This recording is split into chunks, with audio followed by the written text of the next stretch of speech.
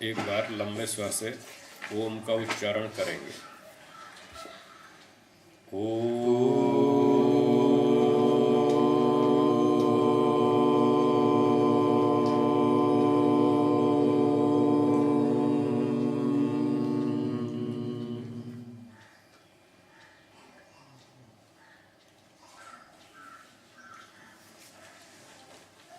सांख्य दर्शन का पाठ चल रहा था। 75 सूत्र हो गए तीसरे अध्याय में। 76वां सूत्र चलेगा। 76वें सूत्र की भूमिका प्रसंग ये चल रहा है कि तत्व ज्ञान की प्राप्ति कैसे होती है। ईश्वर संबंधी, आत्मा, परमात्मा, प्रकृति, संसार के बारे में तत्व ज्ञान कैसे होता है, ये विषय चल रहा है। अब भूमिका आगे बोलते हैं 76वें सूत्र की। बोलिए। साच विवेक सिद्धिर न सर्वेषां समाना इति उच्यते। ये जो विवेक सिद्धि है यानी तत्व ज्ञान की प्राप्ति है, ये सब लोगों की एक समान नहीं होती, सबको एक जैसी नहीं होती, एक बराबर समय में नहीं होती, सबकी योग्यता अलग अलग होती है, सबका स्तर अलग अलग होता है। तो सबको अलग अलग समय पर ये तत्व ज्ञान की प्राप्ति होती है। इस विषय में सूत्र 76 में कहते हैं। सूत्र बोलेंगे।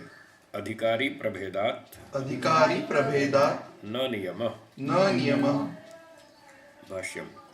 अधिकारिणां विवेकाभ्यासिनां प्रभेदात् सर्वेषां विवेक सिद्धि समानत्वस्य नियमो नास्ति। जो अधिकारी हैं, अधिकारी का मतलब विवेक अभ्यासी, जो तत्व ज्ञान की प्राप्ति के लिए प्रयास कर रहे हैं, अभ्यास कर रहे हैं, मेहनत कर रहे हैं, उन अधिकारियों के प्रभेदात, उनके अलग अलग स्तर होने से, भिन्न भिन्न स्तर होने से, भेद होने से, सर्वेषां विवेक सिद्धि समानत्वस्य, सभी अधिकारियों की विवेक प्राप्ति की समानता का नियमो नास्ति, नियम नहीं है। मतलब समान काल में सबको समान स्तर पर तत्व ज्ञान हो जाएगा, ऐसा कोई नियम नहीं है। इसी को आगे और स्पष्ट करते हैं। न ही सर्वेषां विवेकः समानो भवति। सभी व्यक्तियों का, योगाभ्यासियों का, सभी खोज करने वालों का विवेक समान स्तर पर नहीं होता। क्यों नहीं होता? कारण बताते हैं। यतः सन्ति ही अधिकारिणो मृदु मध्य अधिमात्रा। सबको समान रूप से तत्व ज्ञान नहीं हो पाता। क्यों नहीं हो पाता? क्योंकि जो अधिकारी हैं, योगाभ्यासी हैं, वो मोटे मोटे 3 भाग करें तो 3 स्तर के हैं। एक मृदु, दूसरे मध्य, तीसरे अधिमात्र। मृदु कम गति से चलने वाले, मध्य मध्यम गति वाले, अधिमात्र तेज गति से चलने वाले, जिनका पिछला अभ्यास भी उसी प्रकार का है, कम अधिक है। इसलिए सबको समान काल में समान स्तर का विवेक प्राप्त नहीं होता। उक्तम ही योग दर्शने मृदु मध्य अधिमात्रत्वात् ततोपि विशेषः। इस बात की पुष्टि के लिए योग दर्शन का प्रमाण देते हैं भाष्यकार। वो कहते हैं कि योग दर्शन में भी कहा है इसी बात को। मृदु, मध्य और अधिमात्र होने से जो योगाभ्यासी हैं उनका स्तर किसी का कम है, किसी का मध्यम है, किसी का और अधिक है। इस प्रकार से कम अधिक स्तर योगाभ्यासियों का होने से ततोपि विशेषः, जो तीव्र गति वाला है वो अपने से कम गति वाले की तुलना में जल्दी पहुंच जाएगा, लक्ष्य पर जल्दी प्राप्त कर लेगा। इस प्रकार से वहाँ भी 3 स्तर बतलाए हैं मोटे मोटे। अब यूँ 3 के फिर और भेद प्रभेद करेंगे तो हजारों लाखों हो जाएंगे, हर व्यक्ति का स्तर आपस में अलग अलग है। सूत्रार्थ इस प्रकार से हुआ, अधिकारी प्रभेदात न नियम। योगाभ्यासियों के स्तर अलग अलग होने से सबको एक समान काल में एक जितना वैराग्य हो जाएगा, तत्वज्ञान हो जाएगा, ऐसा कोई नियम नहीं है। जिसकी जैसी योग्यता और जैसा पुरुषार्थ होगा उसी हिसाब से उसको जल्दी या देर से तत्वज्ञान वैराग्य होगा। अतएव अब अगला सूत्र है 77वां। बाधित अनुवृत्तेर मध्य विवेकतो अपि उपभोगः। भाष्यकार लिखते हैं, मध्य विवेकात बाधिता या खलु अनुवृत्ति अनुरक्ति अनुराग रूपा प्रवृत्ति येन अभ्यासिना तस्यापि विवेकाभ्यासिनो भवति उपभोगः तात्कालिको यावत् प्रारब्ध भोग समाप्ति।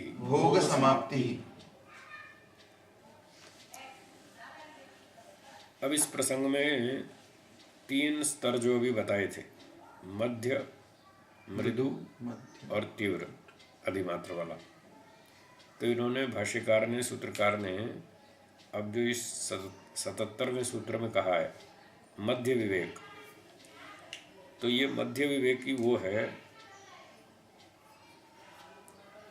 जो अभी जीवित है, शरीरधारी है, इसका तत्वज्ञान अच्छा हो गया, ऊंचा हो गया, वैराग्य भी हो गया, समाधि भी हो गई, ठीक है, और जो उसके संसार में जो वस्तुओं के प्रति राग द्वेष है वो भी इसने समाप्त कर दिया। अच्छे ऊंचे स्तर वाले व्यक्ति को इन्होंने मध्य विवेक वाला व्यक्ति स्वीकार किया। तो अधिमात्र विवेक वाला व्यक्ति फिर कौन होगा? ये तो अभी अगले सूत्र में इसी को जीवन मुक्त कहेंगे। ये मध्य विवेक वाला जीवन मुक्त है। अगला सूत्र जीवन मुक्तश्च, और इसका नाम जीवन मुक्त है। तो फिर अधिमात्र विवेकी होगा जो मोक्ष में चला गया, शरीर छोड़ के जिसका मोक्ष हो गया वो होगा अधिमात्र विवेकी। तो मध्य विवेकी वो है जो अभी जीवन मुक्त है, जी रहा है, और उसकी अविद्या, राग, द्वेष आदि सब दोष समाप्त हो गए। उसके बारे में एक कुछ खास बात बता रहे हैं। कई बार लोग ऐसे प्रश्न करते हैं कि जी जब समाधि लगती है तो अब सांस चलती है क्या, चलती है या नहीं चलती? ऐसे ऐसे लोग सवाल उठाते हैं। समाधि के समय में सांस चलती है या नहीं चलती? अरे सांस नहीं चलेगी तो मर जाएगा, फिर समाधि क्या लगेगी?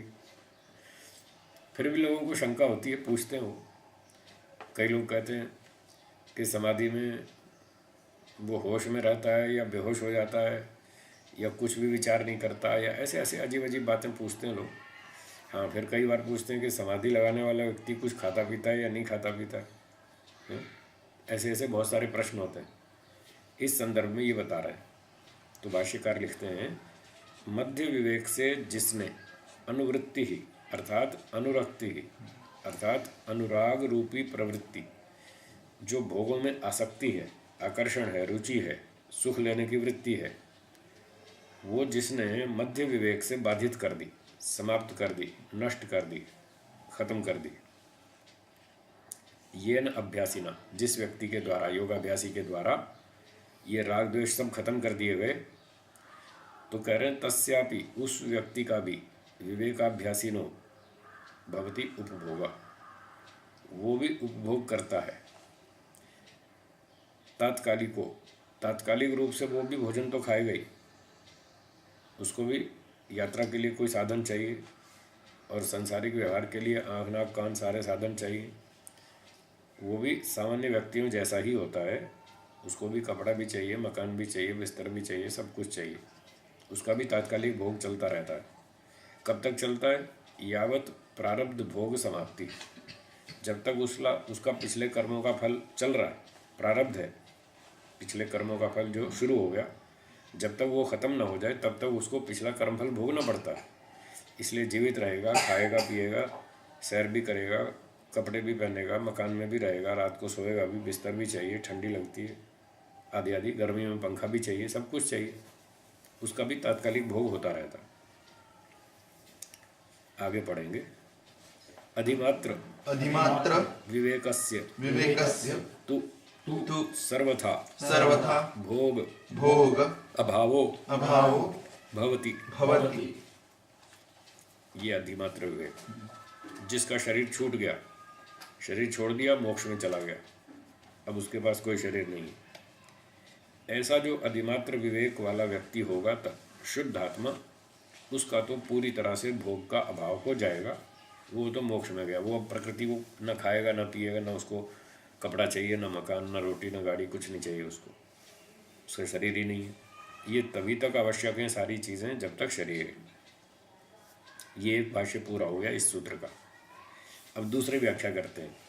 अथवा मध्य विवेकतो अपि भवति उपभोगो बाधितानां विवेक अभ्यासात् निवारितानां विषयाणां अनुवृत्तेः अनुवर्तमानत्वात् ते अनुवर्तन्ते शरीरं अनुवर्तन्ते हि विषयाः यावत् शरीरं तस्यापि मध्य विवेकिनः।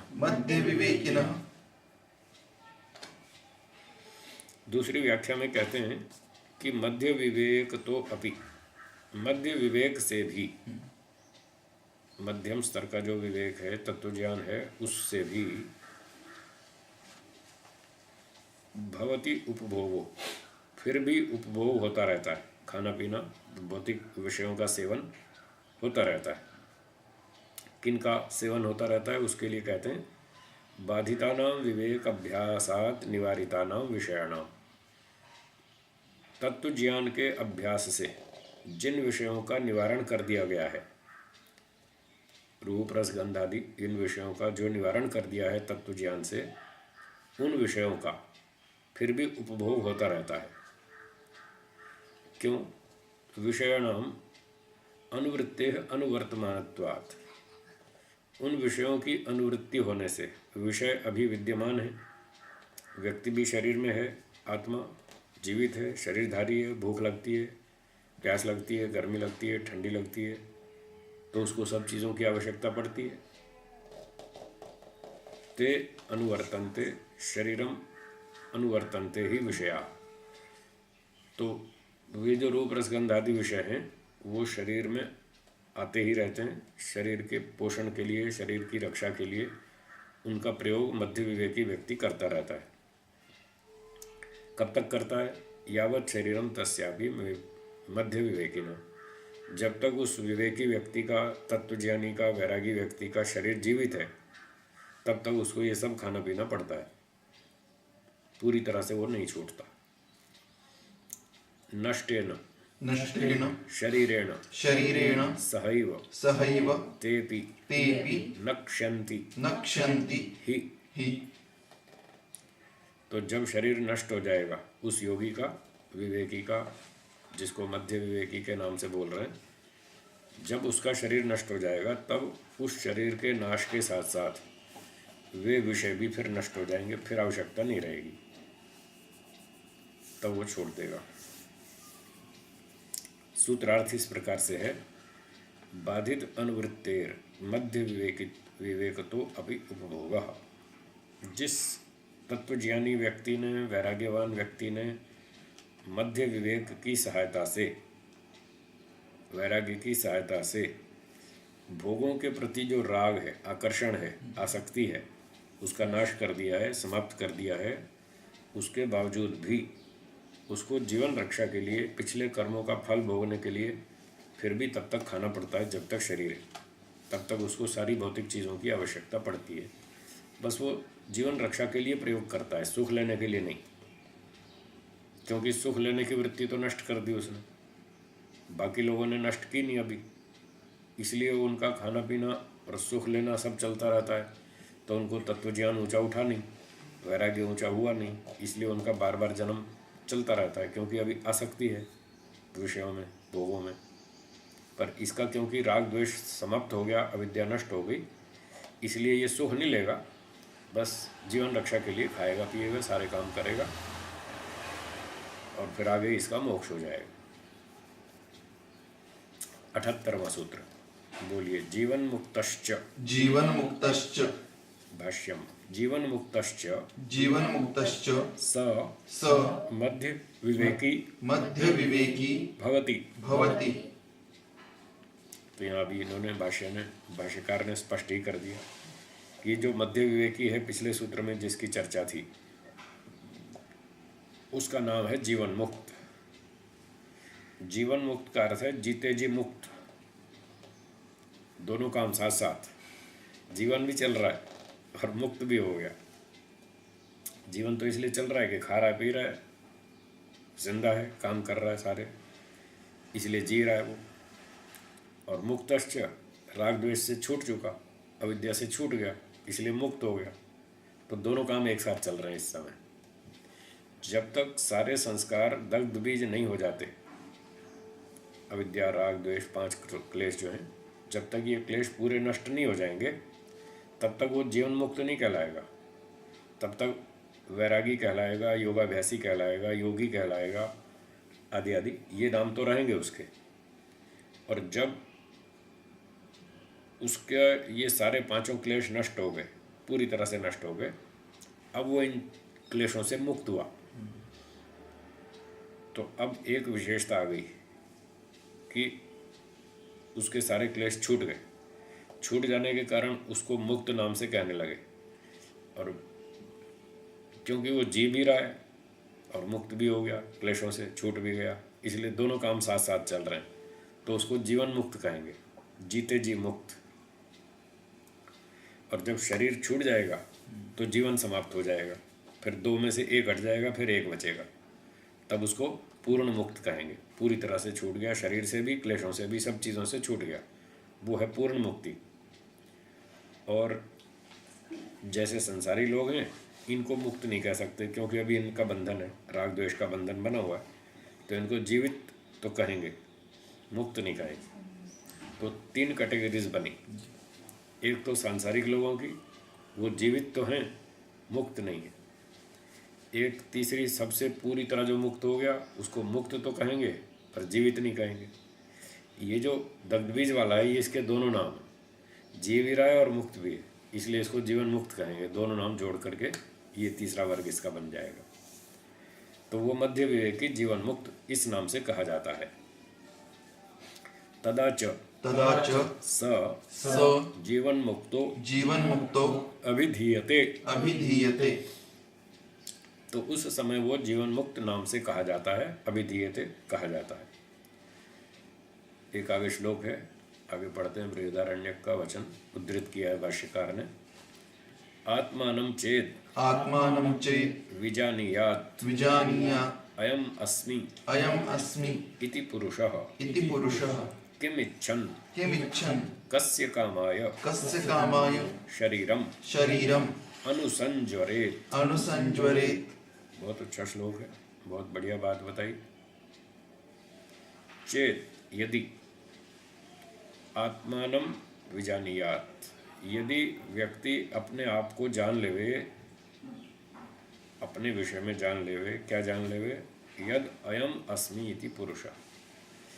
यदि पुरुष यानी जीवात्मा अपने आप को जान लेवे कि मैं जीवात्मा हूँ, मैं ऐसा ऐसा हूँ, प्रकृति से अलग हूँ, ईश्वर से भी अलग हूँ, इतना छोटा हूँ, बहुत छोटा हूँ, और रोटी सब्जी दाल खीर पूरी हलवा मिठाई घी दूध मक्खन मलाई कुछ भी मेरे अंदर जाता नहीं।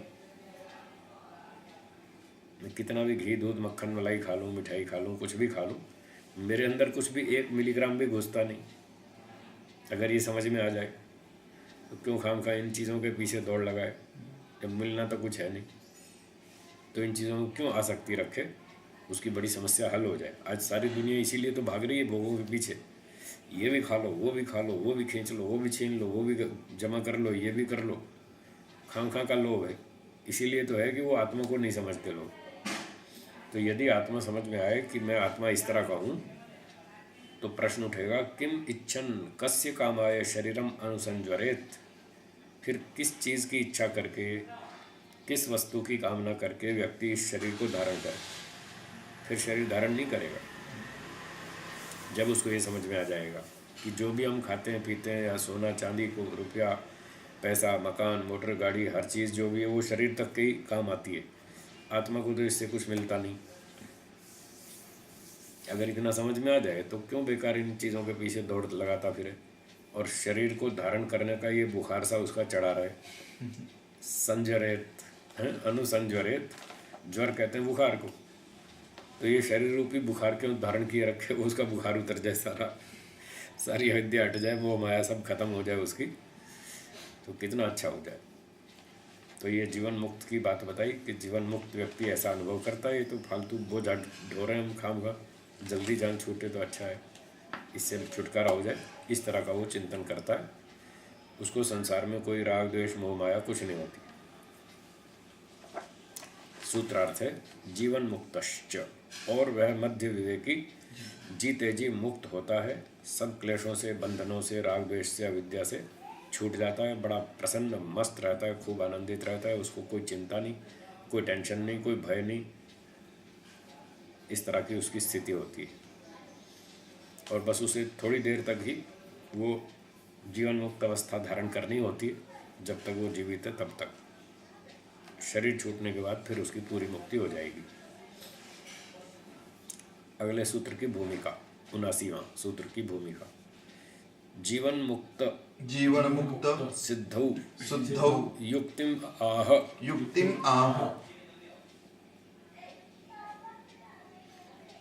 कहते हैं ये जीवन मुक्त व्यक्ति कैसे बनेगा, इसके बारे में एक युक्ति बताते हैं, एक उपाय बताते हैं कि जीवन मुक्ति कैसे बने।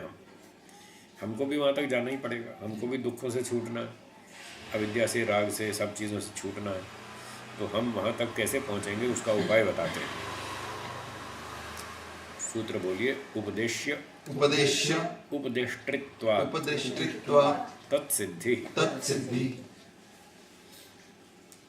भाष्यम विवेकार्थी खलु उपदेश्य तस्य विवेकार्थिनः उपदेश्यस्य विवेकोपदेष्ट्रा भवितव्यम एव। तो इस सूत्र में दो शब्द हैं, एक है उपदेश्य, दूसरा है उपदेष्ट्री। इनका अर्थ बताते हैं। उपदेश्य का मतलब जो उपदेश ग्रहण करने वाला है, जो उपदेश को प्राप्त करेगा, सीखेगा, विद्यार्थी कह दीजिए। विवेकार्थी, विवेक प्राप्त करने वाला, विवेक की इच्छा करने वाला, जो सीखने वाला है, वो है उपदेश्य। तो उस विवेकार्थी का, उपदेश्य का, उस विद्यार्थी का जो तत्वज्ञान प्राप्त करना चाहता है, उसका कोई न कोई विवेकोपदेष्ट्रा भवितव्यमेव, कोई न कोई एक विवेक का उपदेश देने वाला, उसका गुरु, अध्यापक कोई न कोई होना चाहिए। और भी हम स्कूल में सब्जेक्ट पढ़ने जाते हैं तो बिना टीचर के तो कुछ समझ में आता नहीं। अंग्रेज़ी पढ़ो, केमिस्ट्री पढ़ो, फिजिक्स पढ़ो, कॉमर्स पढ़ो, इकोनॉमिक्स पढ़ो, कोई भी कंप्यूटर भी सीखो, कोई भी चीज़ सीखो, टीचर चाहिए। टीचर के बिना कुछ समझ में नहीं आता। ऐसे ही तत्व ज्ञान प्राप्त करना, उसका भी एक टीचर होना चाहिए। बिना टीचर के समझ में नहीं आएगा, अध्यापक तो चाहिए। आप उसको टीचर कह दीजिए, अध्यापक कह दीजिए, गुरु जी कह दीजिए, कुछ भी कह दीजिए, तो कोई ना कोई उसका एक वक्ता, उपदेष्टा, अध्यापक, गुरु, आचार्य, शिक्षक होना चाहिए।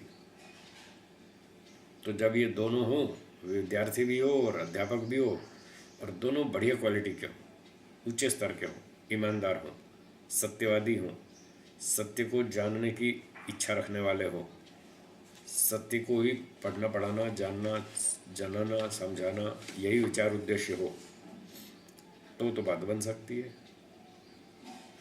तो आगे लिखते हैं तस्मात् तस्मात् तस्य तस्य जीवन मुक्तस्य जीवन मुक्तस्य विवेक संपन्नस्य विवेक संपन्नस्य सिद्धि सिद्धिः तस्य तस्य अस्तित्व सिद्धि अस्तित्व सिद्धिः भवति। भवति।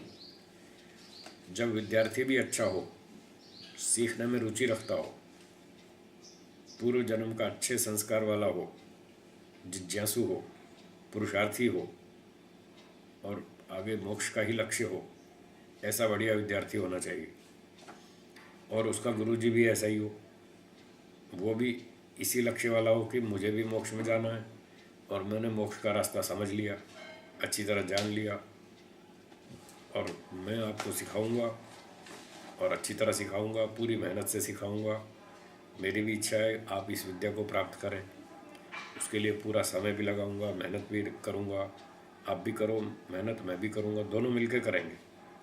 जब दोनों इस तरह के व्यक्ति हों तब उस जीवन मुक्त विवेक संपन्न व्यक्ति की सिद्धि होती है, तब उसका अस्तित्व बनता है। मतलब ऐसे दोनों योग्य व्यक्ति हों तब गुरु शिष्य परंपरा से एक एक करके आगे अच्छे अच्छे विद्वान, योगी, तत्वज्ञानी, वैरागी, अभ्यासी, जीवन मुक्त बन सकते हैं।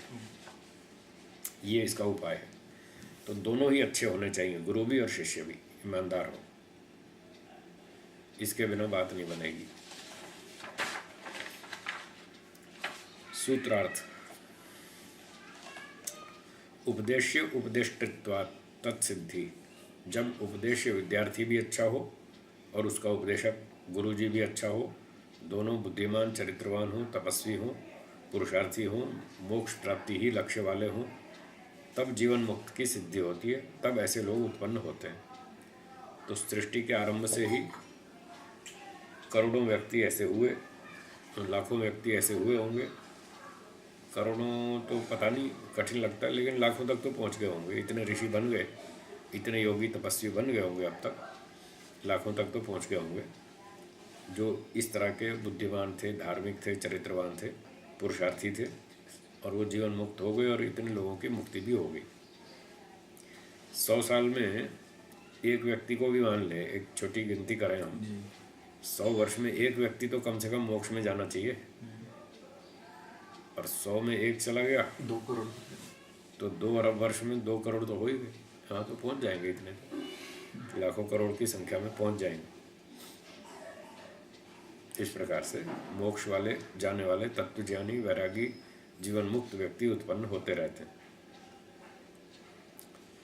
अब आगे कहते हैं अत्र खलु श्रुतिश्च श्रुतिश्च अस्मिन् विषये अस्मिन् विषये जीवन मुक्त विषये जीवन मुक्त विषये श्रुतिरेव अस्ति श्रुतिरेव अस्ति इति न किन्तु श्रुतिश्च चकारात् स्मृतिश्च प्रमाणमस्ति। तो जैसा कि पिछले सूत्र में कहा था कि जीवन मुक्त व्यक्ति उत्पन्न होते रहते हैं, बीच बीच में समय समय पर उत्पन्न होते रहते हैं। तो इस विषय में हमने युक्ति बताई थी, उपाय बताया था कि इस तरह से यदि लोग हों पढ़ने पढ़ाने वाले तो जीवन मुक्त हो सकते हैं। इस विषय में केवल युक्ति ही नहीं है किंतु प्रमाण भी है। श्रुति का प्रमाण भी है, स्मृति का प्रमाण भी है। श्रुति और स्मृति दोनों का प्रमाण है इस विषय में। तो पहले श्रुति का प्रमाण बताते हैं। समित पाणी श्रोत्रियम ब्रह्मनिष्ठम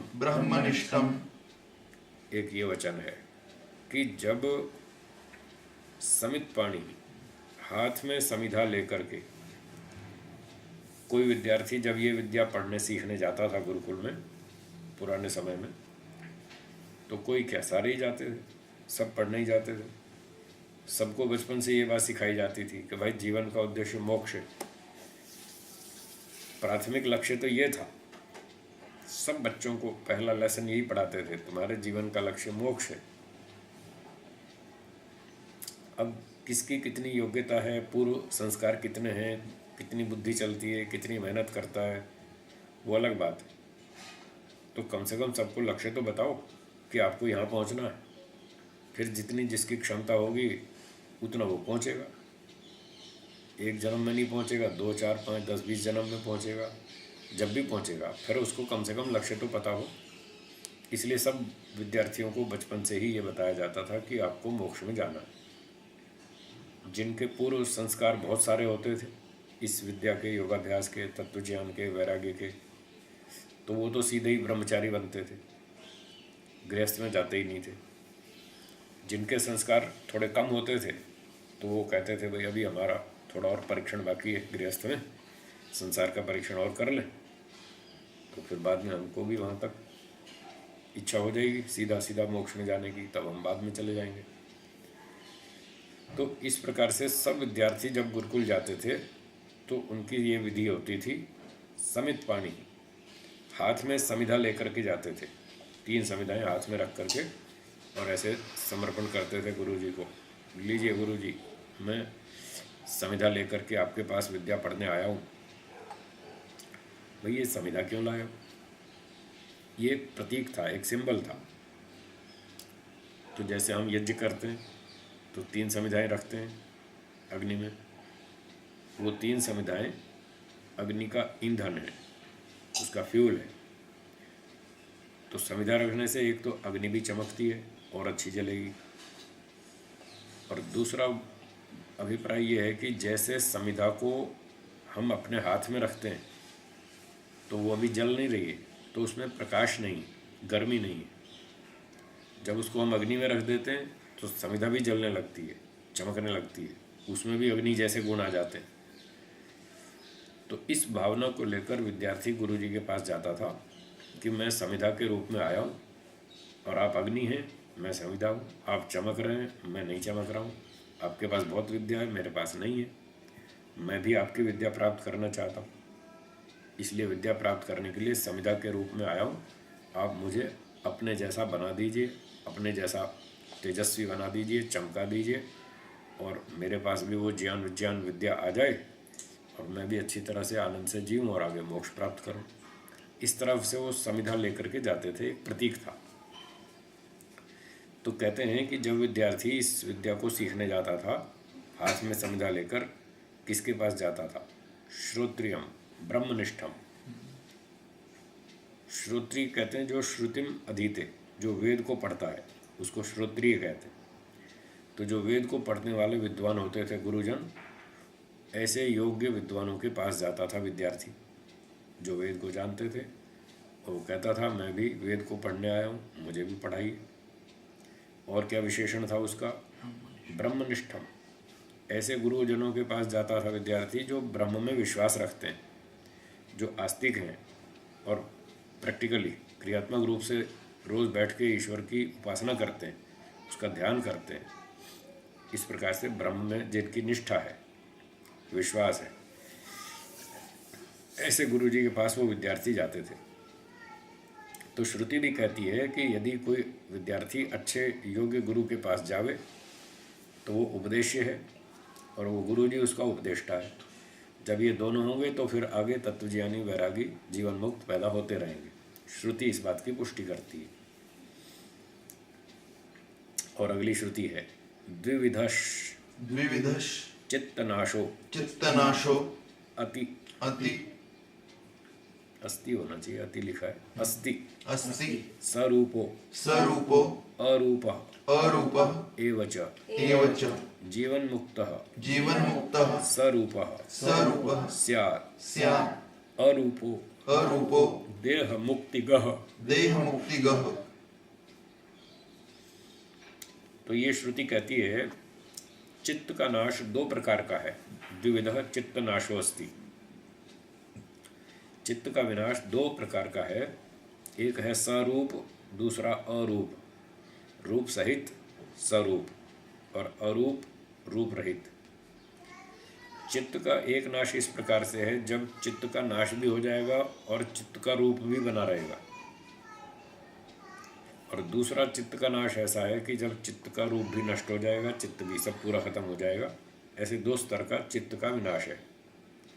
तो कैसा कैसा है उसको समझाते हैं। जीवन मुक्तः स्वरूपः स्यात्। जब व्यक्ति जीवन मुक्त होगा, जी रहा है, और मुक्त भी हो चुका है, क्लेशों से छूट चुका है और जी भी रहा है, उस अवस्था में वो जो चित्त का नाश है वो स्वरूप नाश कहलाता है।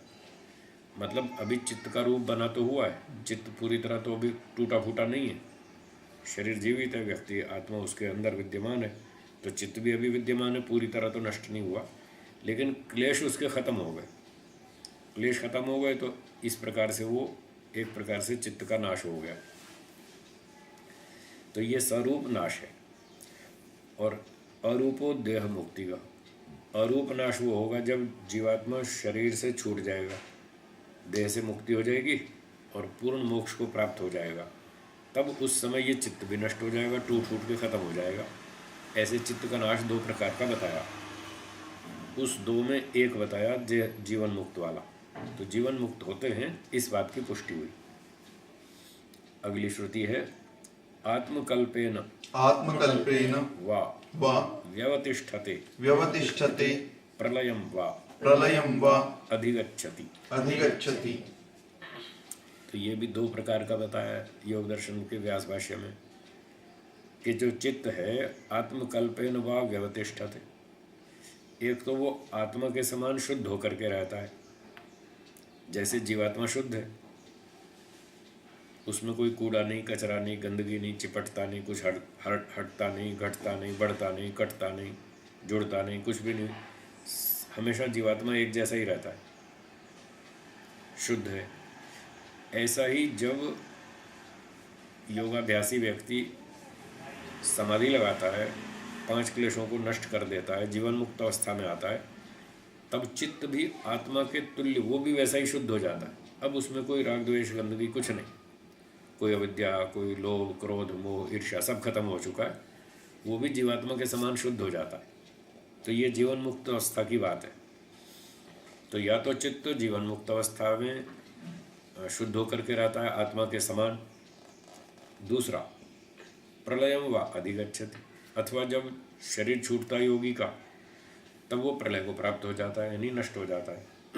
तो वहाँ भी जीवन मुक्त की चर्चा आई है व्यास भाष्य में, योग दर्शन में। और एक और वाक्य अंत में है जीवन्नेव विद्वान हर्ष अमर्षाभ्याम विमुच्यते इति अनिरुद्धः। तो ये अनिरुद्ध नाम के आचार्य हैं जो सांख्य के पढ़ने पढ़ाने वाले हैं, उनका वचन एक उद्धृत किया इन्होंने, कि अनिरुद्ध ने ये वचन कहीं का उद्धृत किया है, बताया है, जीवन एव विद्वान हर्ष अमर्षाभ्याम विमुच्यते। वो विद्वान जीते जी ही हर्ष से और अमर्ष से, तो हर्ष माने खुशी सुख और अमर्ष माने द्वेष, वो उसका प्रतिपक्षी शब्द है। तो व्यक्ति जीते जी ही सुख और दुख से रहित हो जाता है। कोई अच्छी चीज़ मिल जाए तो खुश नहीं हो जाता, खराब मिल जाए तो दुखी नहीं होता, वो राग द्वेष से सुख दुख से परे हो जाता है, इनसे ऊपर निकल जाता है, छूट जाता है। तो ये जीवन मुक्त अवस्था की स्थिति है। तब उसको संसार की किसी चीज़ में कोई आकर्षण नहीं होता, द्वेष भी नहीं होता, आकर्षण भी नहीं होता। इस प्रकार से ये भाष्य पूरा हुआ। सूत्र का अर्थ है श्रुतिश्च। इस विषय में श्रुति और स्मृति ये दोनों प्रमाण हैं कि जीवन मुक्त व्यक्ति संसार में होते रहते हैं, बीच बीच में समय समय पर ऐसे लोग आते रहते हैं। आगे पढ़ेंगे 81वें सूत्र की भूमिका। लोक दृष्टिया जीवन मुक्तस्य सिद्धिः सूच्यते।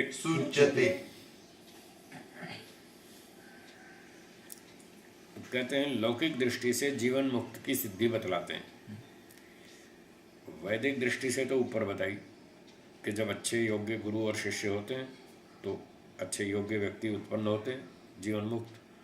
लेकिन जब अच्छे गुरु शिष्य नहीं होते तब संसार में क्या होता है वो बताते हैं। इतरथा अंध परंपरा भाष्यम अन्यथा यदि एतादृशो जीवन मुक्तः उपदेष्टा न भवेत् तर्हि अंध परंपरा अंधपरंपरा अविवेकस्य अविवेकस्य परंपरा परंपरा प्रसज्येत। प्रसज्येत। कहते हैं अन्यथा यदि इस प्रकार का जीवन मुक्त उपदेष्टा न होवे, उपदेष्टा भी तो ऊंचे स्तर का चाहिए जो इस विद्या को साक्षात कर चुका हो, इसका अभ्यास ही हो, इसकी एक एक परतें जानता हो, एक एक रहस्य को जानता हो, जीवन में अनुभव करता हो, प्रत्यक्ष कर चुका हो, ऐसा व्यक्ति ही आगे अपने योग्य विद्यार्थी को तैयार कर सकता है। जिसको खुद को गणित नहीं आता वो दूसरे को क्या पढ़ाएगा? जो स्वयं मेडिकल चिकित्सा नहीं जानता वो दूसरे की चिकित्सा क्या करेगा? तो पहले तो खुद डॉक्टर बनना पड़ेगा, फिर दूसरे की चिकित्सा कर पाएंगे। तो ऐसे ही जो उपदेष्टा है वो स्वयं जब तक जीवन मुक्त ना हो, ऊंची योग्यता वाला ना हो, तो उस स्थिति में क्या होगा? तरहि तब अंध परंपरा अविवेकस्य परंपरा प्रसज्येत। फिर तो बस अंध परंपरा चलेगी। अंध परंपरा बस आंख बंद करके एक के पीछे एक, अंधे के पीछे अंधा चला जाता है। ऐसे अविद्या की परंपरा चलती रहेगी जैसे कि आजकल चल रही है। आजकल इतने प्रवक्ता हैं, खूब सारे टेलीविज़न में भी प्रवचन करते हैं और मंच पे भी करते हैं और ऐसे इधर उधर परिवारों में भी घूमते रहते हैं। बहुत सारे ऐसे वक्ता हैं, वो उपदेश तो करते हैं पर बेचारे खुद ही नहीं जानते, स्वयं ही नहीं जानते कि सत्य क्या है। स्वयं भटके हुए अंधेरे में और दुनिया को भटका रहे हैं। तो जब अच्छे वक्ता, विद्वान, योगाभ्यासी, उच्च स्तर के तत्वज्ञानी नहीं होंगे तो फिर अविद्या का ही प्रचार होगा। वही चल रहा है। न ही कस्यापि विवेको जायेत। विवेको जायेत। तो ऐसी अविद्या की परंपरा में तो फिर किसी को भी तत्व ज्ञान नहीं हो पाएगा, जैसा कि हम आजकल देख रहे हैं। तस्मात् जीवन मुक्तस्य सिद्धि। तो इसलिए जीवन मुक्त की सत्ता है, ये बात हम पिछले सूत्रों में कह चुके हैं। जब योग्य अध्यापक हो, गुरुजी अच्छा ऊंचे स्तर का हो, तत्वज्ञानी हो, वास्तविक वैरागी हो, तब तो जीवन मुक्त व्यक्ति उत्पन्न हो जाएंगे। अन्यथा तो अंध परंपरा, अविद्या की परंपरा चलेगी। सूत्रार्थ। इतरथा अंध परंपरा, जब अच्छे योग्य विद्वान, आचार्य, योगी, तपस्वी, ऊंचे गुरु नहीं मिलेंगे फिर अविद्या का प्रचार होगा। ये हमेशा चलता रहेगा। अगला सूत्र की भूमिका 82वां। स जीवन मुक्तो विवेक संपन्नो अपि कथम शरीरम धत्ते विवेक क्षये तु शरीरात् विमुच्येत। एक प्रश्न उठाया किसी विद्यार्थी ने कि आपने कहा था कि जीवन मुक्त व्यक्ति होता है, ठीक बात है, फिर उसका सारा अविवेक तो नष्ट हो ही चुका है, तो फिर जब वो अविवेक उसका नष्ट हो गया तो फिर क्यों जी रहा है? अब तो जब काम पूरा हुआ है तो अब क्या जीने का क्या मतलब? तो शरीर छोड़ देना चाहिए, मर जाना चाहिए। तो इस विषय में कहते हैं वो जीवन मुक्त व्यक्ति जो विवेक संपन्न हो गया, विवेक प्राप्ति जिसको हो गई, पूरा काम निबट गया जिसका, वो ऐसा व्यक्ति फिर कथम शरीरम धत्ते, वो शरीर को क्यों धारण करता है? विवेक क्षये तु शरीराद् विमुच्येत। अविवेक का क्षय हो जाने पर, अविवेक नष्ट हो जाने पर, अविद्या राग द्वेष खत्म हो जाने पर तो फिर शरीर से छूट जाना चाहिए। फिर क्यों जी रहा है? अब मान लो 60 साल में किसी की अविद्या नष्ट हो गई, राग द्वेष सब खत्म हो गए और अच्छा शरीर है, स्वस्थ है, बलवान है, अभी 20 साल 25 साल और जी सकता है। तो उस समय ये प्रश्न है कि 60 साल में उसका सारा काम पूरा हो गया मोक्ष का, फिर अभी क्यों जी रहा भाई? उसका उत्तर देते हैं अत्रोच्यते चक्र भ्रमणवत् धृत शरीर। भाष्यम। यथा कुंभकारस्य चक्रम दंडेन भ्रामितम सत् तस्य भ्रमण निमित्तभूत दंडापगमे अपि चक्र चक्र भ्रमणम भ्रमणम भवति ही। भवति ही। आपने कभी कुम्हार को घड़े बनाते देखा है? देखा है ना? हाँ। वो क्या करता है, चाक के ऊपर एक मट्टी का ढेर सा रख लेता है बीच में, और एक लकड़ी का डंडा लेके या मट्टी का डंडा लेके कोई भी, फिर उस चाक को घुमाता है, ऐसे जोर से घुमाता है, ऐसे घुमा करके फिर डंडा हटा लेता है। तो जब तक डंडे से जोर लगाए तब तक तो चाक घूमना चाहिए, ये तो ठीक बात है। लेकिन वो ऐसे घुमा करके डंडा हटा लेता है तो भी चाक घूमता रहता है कुछ देर तक, तभी वो फिर आगे घड़ा बनाता है उस मट्टी को ऐसे हाथ गोल गोल करके। तो उसका उदाहरण दे रहे हैं चाक और डंडे का। कहते हैं यथा जैसे कुंभकारस्य चक्रम, कुम्हार का चक्र वो चाक, दंडेन भ्रामितम, डंडे के द्वारा घुमा दिया गया हो और घुमाया हुआ सत, तस्य भ्रमण निमित्त भूत दंड अपगमे अपि, उसको घुमाने का जो कारण था डंडा, जिसके दबाव से प्रेशर से उस चाक को घुमाया था धक्का मारने से, उस डंडे के हटा जाने पर भी, चाक से डंडे को अलग कर दिया, उसके बाद भी चक्र भ्रमणम भवति ही, उसके बाद भी काफ़ी देर तक चाक घूमता रहता है।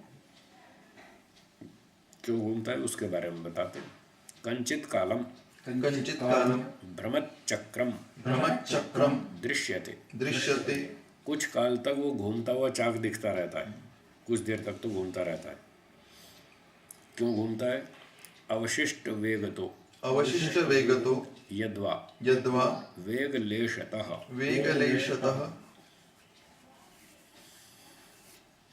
चाक के अंदर डंडे से घुमाने पर एक चीज़ पैदा होती है जिसको बोलते हैं वेग संस्कार। क्या बोलते हैं? वेग संस्कार। दर्शन शास्त्र की भाषा में, वैशेषिक दर्शन में उसको वेग नामक संस्कार बोला है। आजकल की फिजिक्स में उसका नाम है मोमेंटम। तो कार को हमने धक्का लगा दिया और धक्का लगा के छोड़ दिया तो भी कुछ देर तक कार चलती रहती है, अथवा कार को हमने 70-80 की स्पीड पे चला दिया, फिर गाड़ी न्यूट्रल कर दी और इंजन बंद कर दिया तो भी कुछ दूर तक कार चलती रहेगी, बिना एक्सीलेटर के भी, बिना इंजन के भी, बिना गियर के भी कुछ दूर तक जाएगी। उसमें मोमेंटम पैदा हो गया, वेग पैदा हो गया, उस वेग के कारण वो कुछ दूर तक चलती रहती है। ऐसे ही कुम्हार ने डंडे से चाक को घुमाया और घुमा करके फिर डंडा हटा लिया, तो चाक में जो वेग उत्पन्न हो गया, उस वेग, बचे हुए वेग के कारण से वो चाक कुछ देर तक घूमता रहता है। तो जैसे चाक घूमता रहता है डंडा हटा लेने पर भी, तथैव तथैव स जीवन मुक्तो जीवन मुक्तो अपि अपि धृत शरीरः धृतशरीरः सशरीरः सशरीरः तिष्ठति। तिष्ठति। तो उसी प्रकार से जीवन मुक्त व्यक्ति भी शरीर को धारण किए रहता है, शरीर धारण वाला वो बना रहता है कुछ देर तक। उसके अंदर भी वो पिछले कर्मों ने वेग पैदा कर रखा है, पिछले कर्मों ने उसके अंदर जीवन धारण करने का वेग पैदा कर रखा है। जब तक वो ख़त्म नहीं हो जाए तब तक उसको जीना पड़ेगा, अपने कर्मों का फल भोगना, वो पूरा नहीं हुआ। इस प्रकार से उक्तम च दीक्षया दीक्षया एव नरो मुच्येत मुच्येत तिष्ठेत तिष्ठेत मुक्तोपि मुक्तोपि विग्रहे विग्रहे कुलाल चक्र मध्यस्थो विच्छिन्नोपि भ्रमेद घटः।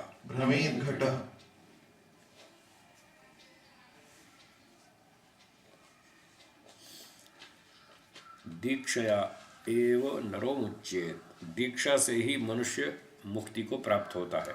ज्ञान विज्ञान से, सेवा से, तपस्या से, योगाभ्यास से ही मनुष्य मुक्ति को प्राप्त होता है।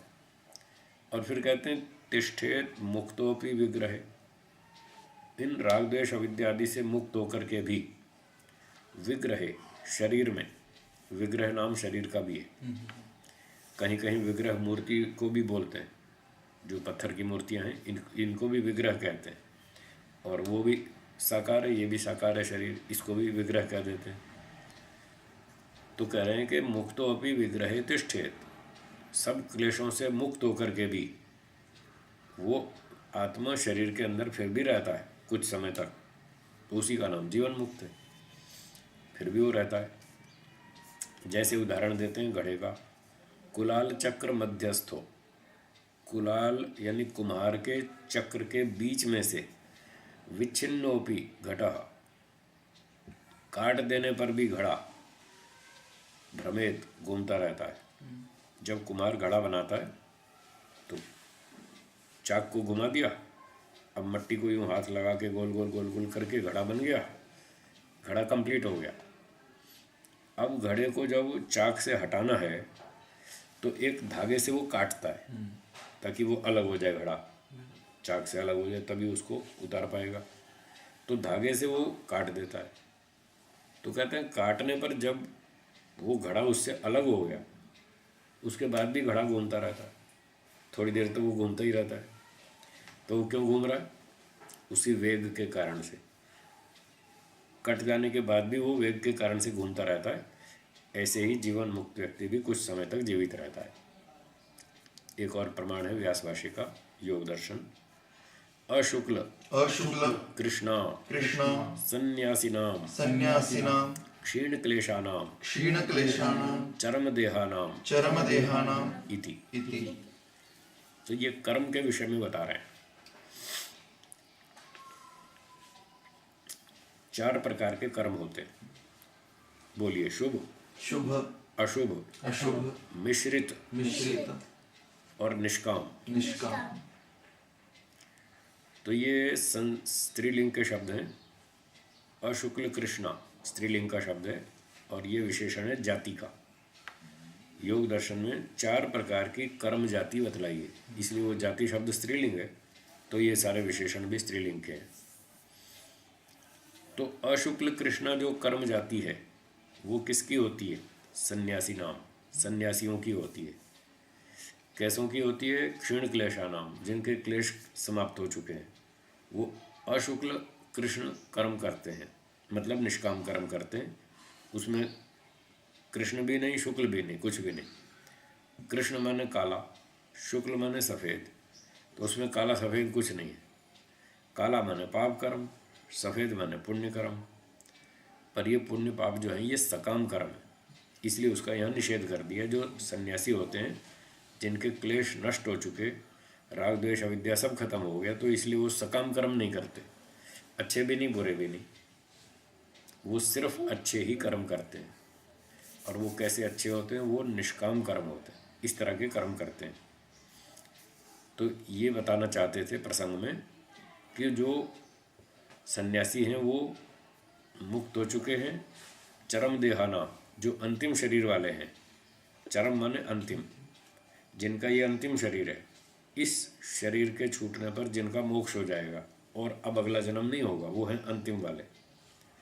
तो अंतिम शरीर वाले सन्यासियों की, जिनके क्लेश नष्ट हो चुके हैं, उनकी अशुक्ल कृष्णा कर्म जाति होती है।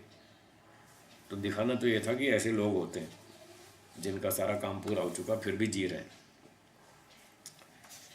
ये थी बात प्रासंगिक।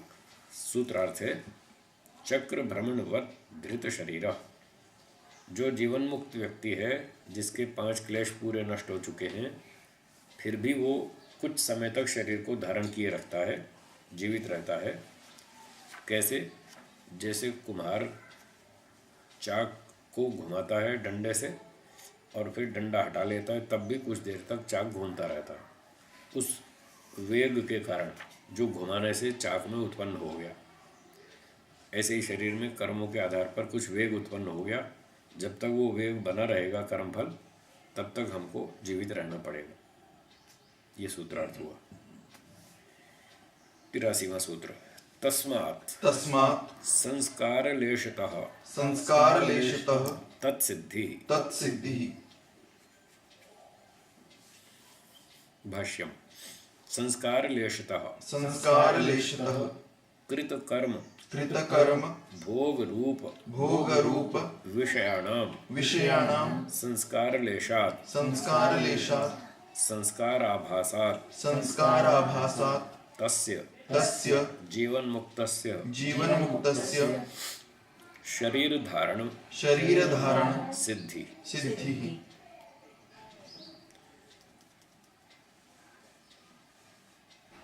इसी की पुष्टि में एक और बात बताते हैं, संस्कार लेशता।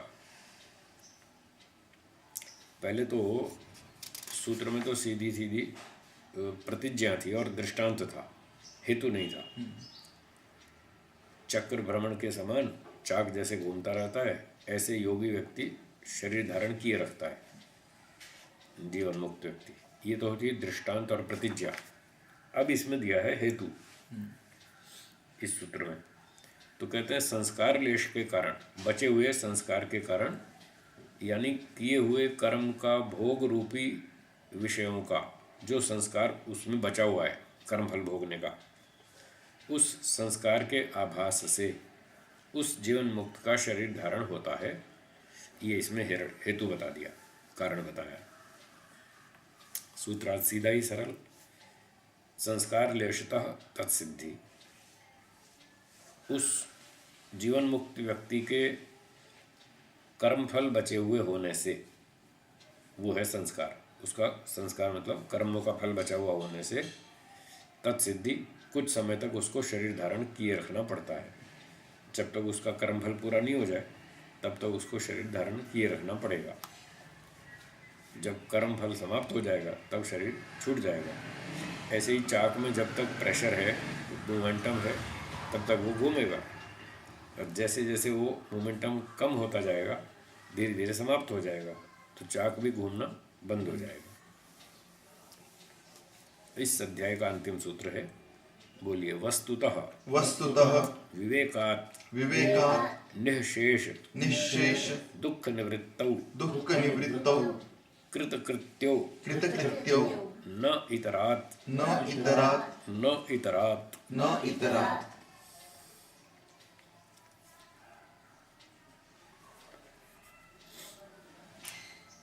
भाष्यम पूर्ण विवेकात् पूर्ण विवेकात् खलु खलु समस्त समस्त दुःख निवृत्तिर दुःख निवृत्तिर् भवति। भवति। पूर्ण विवेक से ही सारे दुखों की निवृत्ति होती है। जब शरीर पूरा छूट जाएगा और जीवात्मा सब बंधनों से मुक्त हो जाएगा, उस स्थिति का नाम है पूर्ण विवेक। उस पूर्ण विवेक से ही व्यक्ति जो है सारे दुखों से छूट पाता है, क्योंकि दुख का कारण शरीर था, अब शरीर रहा नहीं, इसलिए अब दुख आने का कोई कारण नहीं बचा, कोई संभावना नहीं बची। तदैव तदैव पुरुषः पुरुषः कृतकृत्यो कृतकृत्यो भवति। भवति। तो तदा एव उसी समय ही पुरुष जीवात्मा कृतकृत्यो भवति। कृत्य मतलब जो कर्म है, और कृत माने कर लिया, कंप्लीट हो गया। जो उसको करना था वो सारा काम पूरा हो गया। तभी पूरा होगा जब वो शरीर छूटेगा और पूरी तरह से मुक्ति होगी, तभी वो कृतकृत्य माना जाएगा, तो उसका सारा काम समाप्त हो जाएगा। भिन्नात् भिन्ना विवेक भिन्नात् विवेक भिन्ना केवल कर्मणो केवल कर्मणो न इत्यर्थः। न इत्यर्थः। तो ये जो उसकी कृतकृत्यता है, जो उसका काम पूरा हो गया, कंप्लीट हुआ, वो किस वजह से हुआ वो बताया। उसका उपाय है पूर्ण विवेक। और इस विवेक से जो भिन्न उपाय है वो है केवल कर्म। तो केवल कर्मणो न, केवल कर्म से जीवात्मा का पूरा मोक्ष नहीं होगा। थोड़ा बहुत लाभ होगा, मोक्ष की तरफ थोड़ा बहुत आगे बढ़ेगा, पर उतने से उसका काम कंप्लीट नहीं होगा। तो केवल कर्म नहीं करना चाहिए व्यक्ति को, कर्म के साथ साथ तत्व ज्ञान भी प्राप्त करना चाहिए, वैराग्य भी होना चाहिए। तब तत्व ज्ञान और वैराग्य के साथ साथ यदि वो निष्काम कर्म करे तो वो ठीक जगह पहुंचेगा। ये अभिप्राय है, ऐसा कहना चाहते हैं। अब देश में बहुत सारे लोग, सारी दुनिया में कर्म तो करते हैं। कोई गौशाला चला रहा है, कोई अनाथालय चला रहा है, कोई हॉस्पिटल चला रहा है, कोई कुछ चला रहा है, कोई स्कूल चला रहा है। काम तो कर रहे हैं लोग, पर तत्व ज्ञान नहीं है, इसलिए उससे उनका मोक्ष नहीं हो पा रहा। तो तत्व ज्ञान भी चाहिए। न इतरात् न इतरा द्विरुक्तिः द्विरुक्तिः अध्याय अध्याय समाप्त्यर्था। समाप्त्यर्था। सूत्र में ये शब्द 2 बार कहा है, न इतरात् न इतरात्। तो दूसरी बार जो कथन है द्विरुक्ति, जो द्वितीय बार कथन है वो अध्याय की समाप्ति के लिए है, यानी सूचना दी जा रही है अध्याय पूरा हो गया है? जब कोई काम पूरा हो जाता है, काम खत्म हो जाता है, तो उसको बार बार दोहरा देते हैं, 2 बार 3 बार भी दोहरा देते हैं। मैं ये काम नहीं करूँगा, नहीं करूँगा, बिल्कुल नहीं करूँगा, पूरा टाइट कर दिया, बिल्कुल पक्का कर दिया, हाँ ऐसा ही है। और अगर कोई व्यक्ति ऐसा कहे कि मैं ये काम करूँगा और उसको भी मजबूती से ये बात फाइनली कहनी हो, तो वो भी 2 बार 3 बार दोहरा देता है, मैं ये काम करूँगा, बिल्कुल करूँगा, ज़रूर करूँगा, करूँगा, करूँगा, करूँगा, ऐसे बार बार दोहराते। तो यहाँ अध्याय की समाप्ति हो गई, इस बात की सूचना के लिए ये शब्द दोहरा दिया। सूत्रार्थ इस प्रकार से है, विवेकात् निःशेष दुख निवृत्तौ कृतकृत्यः। तत्व ज्ञान, पूर्ण तत्व ज्ञान, पूरा विवेक ही इसका एकमात्र उपाय है, जिससे कि व्यक्ति के सारे दुख छूटते हैं, उसी से उसका काम पूरा होता है। न इतरात, न इतरात, और किसी उपाय से उसका ये काम पूरा नहीं होता। चाहे किताब पढ़ लो, चाहे समाज सेवा करते रहो, चाहे कुछ भी करते रहो, जब तक पूरा विवेक नहीं हुआ, तत्व ज्ञान नहीं हुआ, समाधि नहीं हुई, संस्कार दग्ध बीज नहीं हुए, तब तक काम पूरा नहीं होगा। ये सूत्रार्थ हो गया। थोड़ी देर विराम देंगे, उसको पॉज कर दीजिए।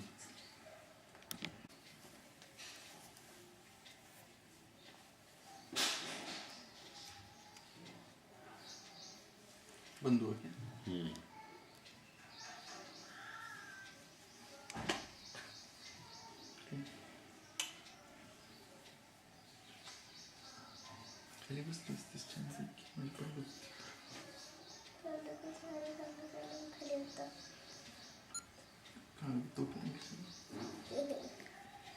हाँ जी, चौथा अध्याय सांख्य दर्शन। अब तीसरे अध्याय में ये बताया कि तत्व ज्ञान ऊंचे स्तर का चाहिए, पूर्ण तत्व ज्ञान, पूर्ण विवेक चाहिए, और फिर उससे जीवन मुक्त हो जाएगा, और फिर अंत में पूरा मुक्त हो जाएगा, शरीर छूट जाएगा। तो इस शरीर से छूटने का, जन्म मरण से छूटने का अंतिम उपाय, सबसे उत्तम उपाय तत्व ज्ञान है, विवेक ख्याति है, और इसके अतिरिक्त और कोई उपाय नहीं है। एक ही रास्ता है, 2 4 10 20 रास्ते नहीं हैं। ऐसे लोगों ने भ्रांति फैला रखी है, रास्ते अलग अलग हैं, मंजिल तो एक है ना, बोलते हैं ना बहुत से लोग। तो ये भ्रांति है, रास्ते अलग अलग भले ही हों, पर मंजिल सबकी एक नहीं है। जो व्यवहारिक स्तर पर बात चल रही है उसमें सबके रास्ते भी अलग हैं, मंजिल भी अलग है। तो इसलिए ऋषि और वेद सब ये कहते हैं कि मंजिल एक है सबकी, रास्ता भी एक ही है, और वो है तत्वज्ञान, वैराग्य, समाधि। यही उपाय है, और दूसरा कोई उपाय नहीं है, यही करना होगा। तो अब प्रश्न ये होता है कि जिस तत्व ज्ञान से, जिस विवेक से, वैराग्य से मोक्ष होता है, ये सारा जन्म मरण छूटता है, वो मोक्ष प्राप्ति वाला जो उपाय है वो तत्व ज्ञान कैसे होगा, तत्व ज्ञान प्राप्त कैसे करें, इस विषय को बताएंगे। यहाँ पर चौथा अध्याय आरंभ होता है। सूत्र पहला, बोलिए। राजपुत्रवत राजपुत्रवत तत्वोपदेशात्। तत्वोपदेशात्। भाष्यम। गत अनंतर अध्याय अंतिम सूत्रात् विवेको अत्र सूत्रे लक्ष्यते। तो कहते हैं अभी अभी पीछे जो गया अध्याय, अभी पास में जो अध्याय था, उस अध्याय के अंतिम सूत्र से अत्र सूत्रे, इस सूत्र में विवेको लक्ष्यते, यहाँ विवेक को ग्रहण कर लेंगे, उसको इससे जोड़ लेंगे, तो उसको भी यहाँ जोड़कर फिर ठीक अर्थ बन जाएगा, सरल स्पष्ट हो जाएगा। स च विवेकः स च विवेकः तत्वोपदेशात् तत्वोपदेशात् यथार्थ यथार्थ उपदेशात् उपदेशात् जायते जायते राजपुत्रवत्। राजपुत्रवत्। कहते हैं वो जो विवेक है जो पिछले सूत्र में बताया था जिसकी चर्चा, उस विवेक उस तत्व उपदेश से, यथार्थ उपदेश से वो विवेक उत्पन्न होता है। उपदेश सत्य का उपदेश होना चाहिए, फिर तत्व ज्ञान उत्पन्न होता है। झूठ बोलने से तो मिथ्या ज्ञान ही होगा। सही सही बात बताओ तो लोगों को सच्चाई समझ में आए। पर आजकल देखा यह जाता है कि लोग सत्य उपदेश करते ही नहीं, वो झूठ ही बोलते, उल्टा भ्रांति फैलाते हैं, सही बात समझाते ही नहीं। कुछ तो जानबूझ के स्वार्थ के कारण उल्टा सीधा पाठ पढ़ाते हैं, और उनका चिंतन ये रहता है कि लोगों को मूर्ख बनाए रखो, इनको अविद्या में डाले रखो और इनसे अपना पैसे कमाओ, खाओ पियो और मजा करो, धन सम्मान की प्राप्ति करो। वो तो जानबूझकर ऐसा करते हैं। अच्छा, कुछ बेचारे वो अज्ञानी है, वो जानते ही नहीं, खुद ही नहीं जानते ठीक क्या है। जैसा उन्होंने पढ़ लिया वैसा पढ़ाए जाते हैं, जो परंपरा से आ रहा है बस वही सीखते हैं, वही सिखाते जाते हैं। तो दो में से कोई भी कारण हो, चाहे जानबूझकर चाहे अनजाने में, गलत पाठ पढ़ाएंगे तो तत्वज्ञान कैसे होगा? नहीं होगा। इसलिए कहा तत्वोपदेश से, यथार्थ उपदेश से ही वो तत्वज्ञान उत्पन्न होता है। एक उदाहरण दिया राजपुत्रवत, राजपुत्र के समान। आगे बढ़ते हैं। यथा यथा अनेकेषां अनेकेषां राजपुत्राणां राजपुत्राणां राज्यवंशानां राजवंशानां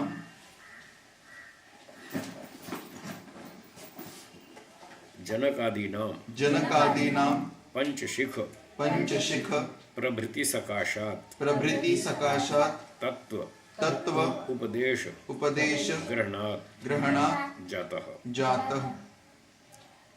उदाहरण देते हैं। यथा जैसे अनेक राजपुत्रों का, राजवंश वालों का, क्षत्रियों का, जनक आदि राजा हुए, आदि आदि ऐसे बहुत सारे राजा हुए, भर्तृहरि भी थे, वो भी राजा थे, आदि आदि ऐसे बहुत सारे राजा हुए इतिहास में। तो उनमें से कुछ राजाओं को, जनक आदि को पंचशिख आदि आदि, प्रभृति मतलब आदि, सकाशात उनसे, पंचशिख आचार्य आदि आदि विद्वानों से, ऋषियों से, बुद्धिमानों से, तत्वज्ञानियों से तत्व उपदेश ग्रहणात जाता। उन्होंने सत्य का उपदेश सुना राजाओं ने, जनक आदि ने, तो उनको तत्वज्ञान हो गया। तो तत्व का उपदेश क्या सुनाया कि ये संसार दुखदायक है। थोड़ा मैं भी सुना दूं आपको तत्वोपदेश, तभी तो होगा ना विवेक। तो राजा जनक आदि ने जो पंचशिख आचार्य से तत्वोपदेश सुना, आप भी सुनिए। ये संसार दुखदायक है। किसी भी वस्तु में 100% सुख नहीं है। जड़ पदार्थों में, भौतिक पदार्थों में 100% सुख किसी में भी नहीं है।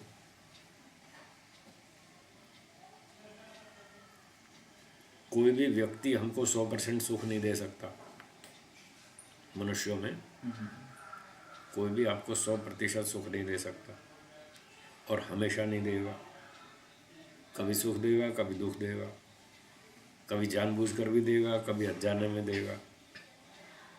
कई कारणों से कोई भी व्यक्ति हमको 100% सुख नहीं देगा। जड़ वस्तुएं भी नहीं दे सकती। जबकि हमारी आशा क्या बनी रहती है कि हमें कितने प्रतिशत सुख चाहिए? 100%। ऐसे मैं पूछता ही रहता हूँ, कक्षाओं में, सभाओं में, लोगों से, बच्चों से भी पूछता रहता हूँ। अभी 2-3 दिन पहले की बात है, कुछ बच्चे बैठे थे, मैंने पूछा क्यों भाई कितने % सुख चाहिए? बोले 80%। मैंने कहा देख लो, सोच लो, 20% दुख आएगा, फिर चिल्लाना नहीं। बोले नहीं चलेगा। मैंने कहा चलेगा तो ठीक है, फिर हम आपको भोजन खिलाएंगे, उसमें 5 वस्तुएं होंगी खाने की, 5 में से 4 तो ठीक खिलाएंगे, 1 में कंकर डाल देंगे, तो 20% दुख हो जाएगा।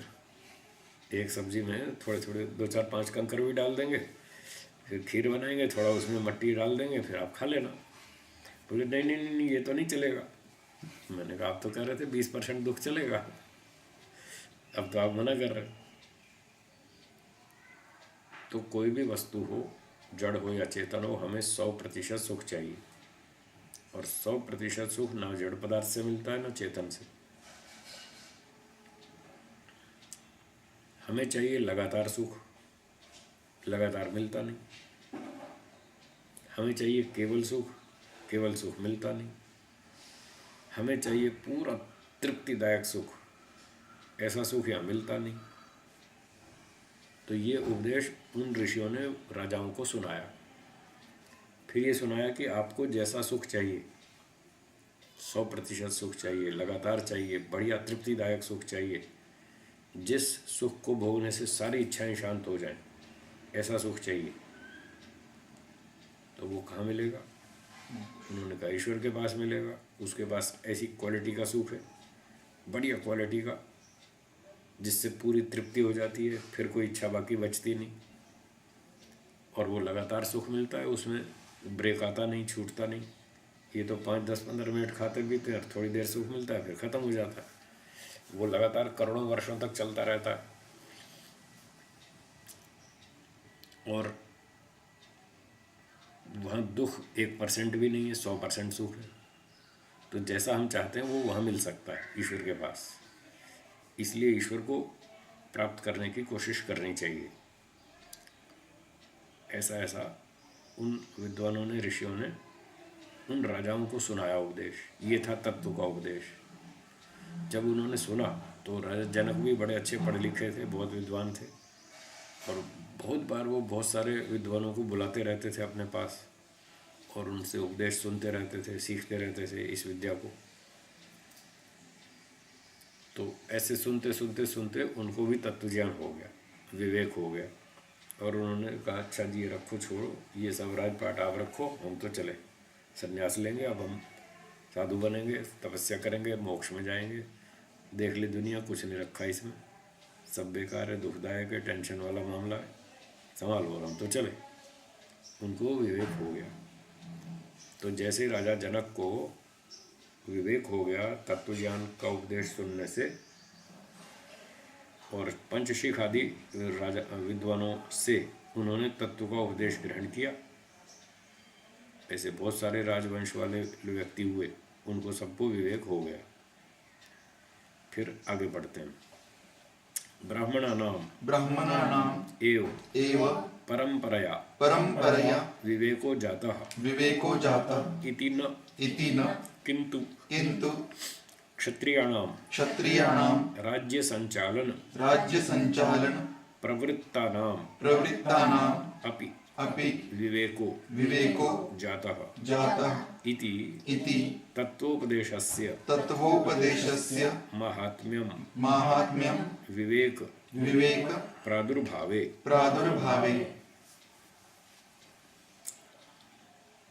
तो ऐसे सामान्य नियम तो यही है कि पहले शूद्र जो है वो उसकी योग्यता कम होती है, वैश्य की उससे कुछ अधिक होती है, क्षत्रिय की उससे भी अधिक होती है, ब्राह्मण की सबसे अधिक होती है। ऐसे योग्यता बढ़ती जाती है, फिर व्यक्ति आगे आगे तत्व ज्ञान को प्राप्त करता जाता है। सामान्य नियम तो यही है। और फिर ब्राह्मण बन करके फिर उसको तत्व ज्ञान का उपदेश सुनने से फिर वैराग्य होता है, और फिर वैराग्य से वही विवेक हो गया, वैराग्य हो गया, फिर समाधि हो गई, फिर मोक्ष हो गया। रूट तो यही है। तो यहाँ ये कहना चाहते हैं ब्राह्मणा नाम एवं परंपराया विवेको जाता इति न। भूतकाल में केवल ब्राह्मणों को ही उपदेश सुनकर, तत्व ज्ञान का उपदेश सुनकर विवेक हुआ हो, ऐसा नहीं है। किंतु क्षत्रियों का भी, जो राज्य संचालन में लगे हुए थे, राजा बन करके सब प्रबंध व्यवस्था आदि करते थे देश भर का, ऐसे ऐसे लोगों को भी विवेक हो जाता, उनको भी तत्व ज्ञान हो गया, विवेक हो गया। इति इस प्रकार से तत्वोपदेशस्य महात्म्यम, इस प्रकार से तत्वोपदेश का महात्म्य है, उसकी महत्ता है, उसका मूल्य है। किस काम में? विवेक प्रादुर्भावे, उस विवेक की उत्पत्ति में। तत्व ज्ञान की उत्पत्ति में सत्योपदेश का बहुत मूल्य है। और यदि कोई अच्छे संस्कार वाला क्षत्रिय भी हो, राजा जनक जैसा, तो उसको क्षत्रिय होते होते भी तत्व ज्ञान हो जाएगा, विवेक हो जाएगा, फिर वो और आगे चल पड़ेगा। तो ये एक दृष्टांत से बताया। सूत्रार्थ है राजपुत्रवत तत्वोपदेशात। तत्व का उपदेश सुनने से राजाओं को भी, क्षत्रियों को भी विवेक उत्पन्न हो जाता है, तत्व ज्ञान हो जाता है, वास्तविक ज्ञान हो जाता है, जैसे राजा जनक को हो गया था। न ही साक्षात उपदेशात एव न च क्षात्रवंश पर्यंतम ही विवेको जायते अपितु। इस सूत्र की भूमिका में बताते हैं दूसरे सूत्र की। ऐसा नहीं है कि केवल साक्षात उपदेश से ही विवेक होता हो। जैसे हम और आप आमने सामने बैठे, अब हम आपको साक्षात उपदेश दे रहे हैं और सुनते सुनते सुनते लंबे समय के बाद आपको भी विवेक हो गया, तो केवल साक्षात उपदेश सुनने से ही विवेक होता हो, इतना ही नियम नहीं है। और भी तरीक़ों से विवेक हो सकता है, ज़रूरी नहीं कि सामने ही बैठा जाए। हाँ, सामने बैठ के सुनेंगे तो ज़्यादा लाभ होगा, जल्दी होगा, अधिक लाभ होगा। फिर दूसरी बात, ऐसा भी नियम नहीं है कि क्षत्रिय वंश वालों को ही विवेक होता हो। ब्राह्मण को तो सामान्य रूप से होता ही था, और क्षत्रिय ने उपदेश सुना, उसको भी हो गया। तो कह रहे इतनी भी सीमा नहीं बना लेना कि ब्राह्मण और क्षत्रिय को ही विवेक होता है, और छोटे को भी हो सकता है, वैश्य को भी हो सकता है, शूद्र को भी हो सकता है, अति शूद्र को भी हो सकता है। इस बात को आगे इस सूत्र में बताते हैं। सूत्र 2, पिशाचवत अन्यार्थ उपदेशे अपि भाष्यम अन्यार्थे दीयमाने खलु उपदेशे अपि अन्यस्य समीपस्थस्य श्रोतुः तदुपदेशात् विवेको जायते पिशाचवत। तो एक पिशाच का दृष्टांत देते हैं। पिशाच मतलब बहुत ही घटिया स्तर का, छोटे स्तर का व्यक्ति, जंगली स्तर का, अनपढ़ आदमी, कम जानने वाला, ऐसे काफ़ी निम्न स्तर का व्यक्ति। तो उस व्यक्ति को भी, सामान्य स्तर के व्यक्ति को भी विवेक हो सकता है। हाँ, किसी को भी हो सकता है, बड़ा हो छोटा हो, योग्यता जैसी भी हो। तो उसको क्यों हो जाता है? पूर्व जन्म के संस्कार होते हैं। इसमें पूर्व जन्म के संस्कार बहुत अधिक सहायता करते हैं। अब अगर हम इसको यूँ कहें कि किसी भी व्यक्ति को किसी भी क्षेत्र में आगे बढ़ना हो, तो उस क्षेत्र के, उसके पूर्व जन्म के संस्कार होने आवश्यक हैं। कोई भी फील्ड हो, मेडिकल हो, इंजीनियरिंग हो, म्यूज़िक हो, अध्यात्म हो, कोई भी क्षेत्र हो, किसी भी क्षेत्र में व्यक्ति तभी आगे बढ़ता है जब उसके उस प्रकार के, उस विद्या के संस्कार होते हैं। और किसी के लड़ाई झगड़े के होते हैं, वो झगड़ता ही रहता है सारे दिन, हमेशा सबको तंग करता रहता है, परेशानी करता रहता है, तो उसके वैसे ही संस्कार हैं, वो झगड़े ही करता रहता है। किसी के खेलकूद के संस्कार होते हैं, उसकी रुचि खेलकूद में बहुत होती है। तो इस प्रकार से अच्छे बुरे सभी क्षेत्रों में वो पूर्व जन्म के संस्कार हमको बहुत अधिक सहायता करते हैं। उसी नियम से जिस व्यक्ति के आध्यात्मिक संस्कार होंगे पूर्व जन्मों के, तो वो संस्कार उसको इस जन्म में सहायता करेंगे और फिर उसकी उन्नति हो जाएगी, वो आगे बढ़ जाएगा, उसको फिर आगे तत्व ज्ञान ऊंचा हो सकता है, बिल्कुल हो सकता है यदि संस्कार हो तो कहते हैं अन्य को उपदेश दिए जाने पर भी अन्यस्य समीपस्थस्य श्रोतुः तदुपदेशाद विवेको जायते। उपदेश किसी और को दिया जा रहा था, उसके पड़ोस में कोई और बैठा था सुन रहा, वो भी सुन रहा था, वो भी सुन रहा था। तो पड़ोसी व्यक्ति सुन सुन करके ही उसको तत्वज्ञान हो गया। यद्यपि सीधा सीधा उपदेश उसको नहीं था तो इधर वाले को, पर वो कहीं दीवार के पीछे बैठ के सुन रहा था। तो उसने भी ध्यान दिया, भाई ये क्या सुना रहे हैं, बड़ी अच्छी बात सुना रहे हैं, तो बात समझ में आ गई। उसको भी हो गया तत्वज्ञान, वैराग्य हो गया, विवेक हो गया। पिशाचवत, पिशाच के समान।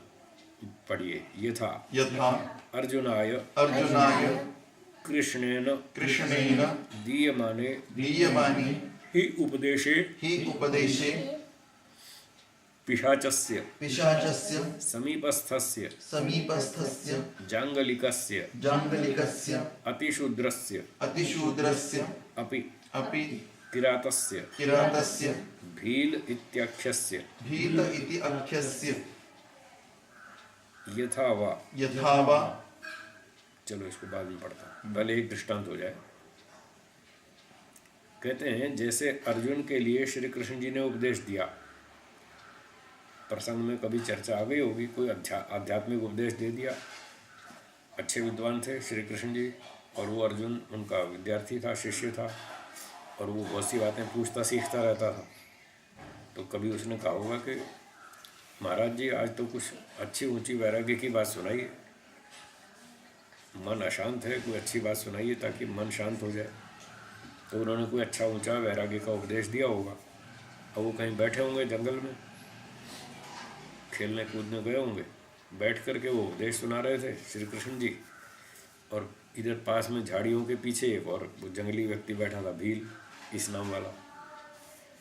तो कहते हैं अर्जुन के लिए जब श्री कृष्ण जी उपदेश दे रहे थे, उस अवसर पर पिशाच का, अर्थात जो पास में ही जंगली प्रदेश का व्यक्ति था, अति शूद्र था, बहुत कमज़ोर था, उस भील नाम वाले किरात का तत्वज्ञान हो गया, उसको विवेक हो गया, वैराग्य हो गया। और उसने अर्जुन वाले उपदेश को उसने भी सुना, और जो श्री कृष्ण जी ने सुनाया तो अर्जुन को था, उसको तो लाभ हुआ होगा, सो हुआ होगा, पर पड़ोस में जो भील सुन रहा था उसको भी लाभ हो गया, उसको भी समझ में आ गई दुनिया सब ऐसे ही है, दुखदायक है, यहाँ 10-20% सुख मिलता है और 80% दुख मिलता है, 1 और 4 की रेशो है सुख और दुख की। तो ये घाटे वाला काम है, उसको भी समझ में आ गया, वो भी छोड़ छाड़ के भाग गया, ये कुछ नहीं रखा, छोड़ो इस दुनिया को। तो इस प्रकार से भील को विवेक वैराग्य हो गया। दूसरा उदाहरण देते हैं, यथा वा। यथा वा पार्वत्यै पार्वत्यै शिवेन शिवेन दीयमाने दीयमाने तथा तथा उपदेशे उपदेशे पिशाचस्य पिशाचस्य समीपस्थस्य समीपस्थस्य पर्वतीयजनस्य पर्वतीयजनस्य शूद्रस्यापि शूद्रस्यापि सेवकस्य सेवकस्य विवेको विवेको जातः। जातः।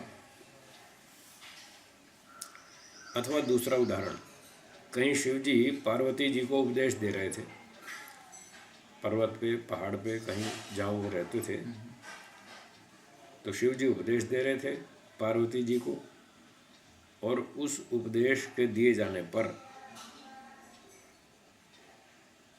तथा उपदेशे, उसी तरह से उपदेश में पास में कोई एक भील ऐसे ही पिशाच बैठा सुन रहा था पीछे आसपास झाड़ियों में, तो उसके भी कान में बात जा रही थी। उस पर्वतीय व्यक्ति को भी, शूद्र को भी विवेक हो गया, जो सामान्य नौकरी वोकरी करता था, ऐसे ही काम धंधा सामान्य करता था, उसको भी तत्वज्ञान हो गया। उसके अंदर भी पूर्व जन्मों के अच्छे संस्कार होंगे, तो मौका लग गया, उसने उपदेश सुन लिया और उसको उसका लाभ हो गया।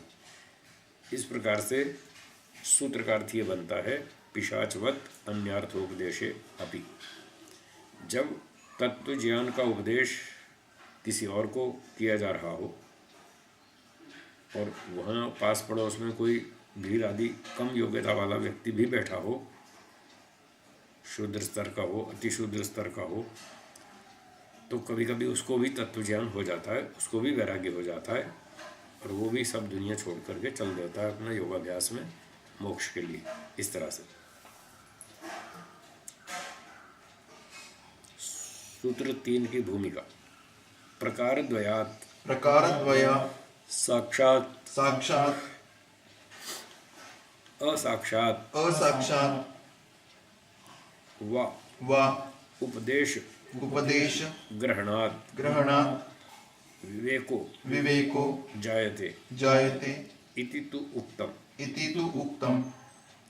परंतु परन्तु केषाञ्चित् केषाञ्चित् कदाचित् कदाचित् सकृत् सकृत् उपदेशात् उपदेशात् जायते जायते विवेकः। विवेकः केषाञ्चित् केषाञ्चित् कदाचित् कदाचित् न न तदा तु। तदा तु।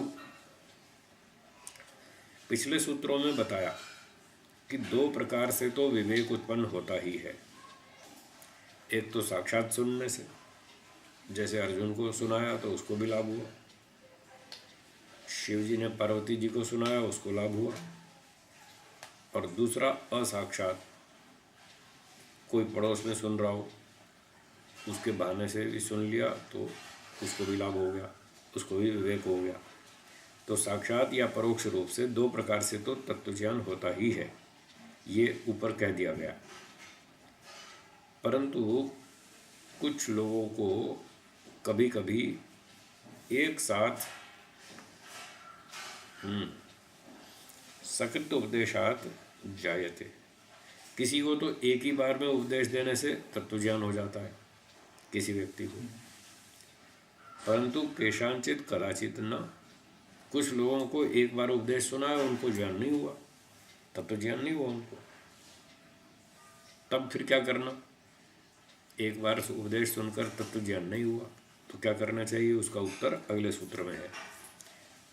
आवृत्ति असकृत उपदेशात् उपदेशात्। तब फिर आवृत्ति करनी चाहिए। उसका उपाय ये है। भाष्यम पुनः पुनः पुनः पुनः उपदेश ग्रहणात् आवृत्ति कार्य पुनः पुनः पुनः पुनः श्रोतव्य उपदेशः। तो जब एक बार उपदेश सुनने से तत्वज्ञान न हो, वैराग्य न हो पाए, तो उसको बार बार रिपीट करना चाहिए। पुनः पुनः उपदेश ग्रहण से बार बार आवृत्ति करनी चाहिए, बार बार उपदेश सुनना चाहिए, तो फिर धीरे धीरे उसको लंबे समय में तत्वज्ञान हो सकता है। उपदेश सुन सुन करके लाभ हो जाएगा, बार बार करना पड़ेगा। जैसा कि एक उदाहरण देते हैं, तद्यथा भूय एव मा भगवान विज्ञापयतु श्वेतकेतु आरुणितः पुनः पुनः उपदेशम जग्राह। तो ये उपनिषद की कथा है, छांदोग्य की, जिसमें श्वेतकेतु आरुणि से बार बार उपदेश ग्रहण करता है।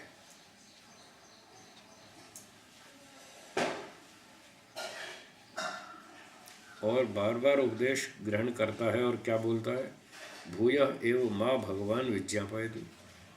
हे भगवान, आपने बहुत अच्छा समझाया, मुझे थोड़ा थोड़ा समझ में आया, लेकिन पूरा समझ में नहीं आया।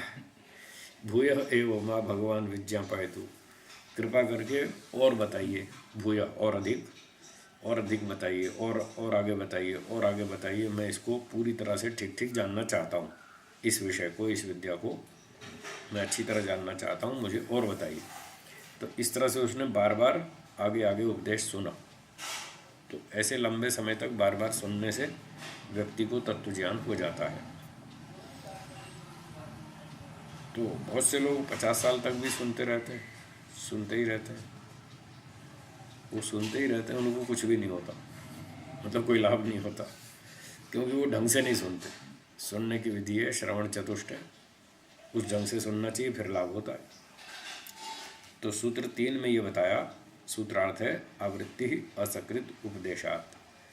एक बार उपदेश सुनने से यदि तत्वज्ञान न हो, वैराग्य उत्पन्न न हो, तो फिर बार बार सुनना चाहिए, फिर चिंतन मनन करना चाहिए, तब विवेक हो जाता है। आगे बढ़ते हैं। अथ च अथ च कस्यचित् कस्यचित् घटना घटना प्रभावात् प्रभावात् अपि अपि विवेको विवेको जायते। जायते। फिर कहते हैं किसी किसी व्यक्ति को किसी घटना के प्रभाव से भी तत्व ज्ञान हो जाता। ये घटनाएं भी हमको बहुत सारा ज्ञान देती रहती हैं, उससे व्यक्ति जागृत हो जाता है घटनाएं देख करके भी। महर्षि दयानंद जी ने चूहे वाली घटना देखी।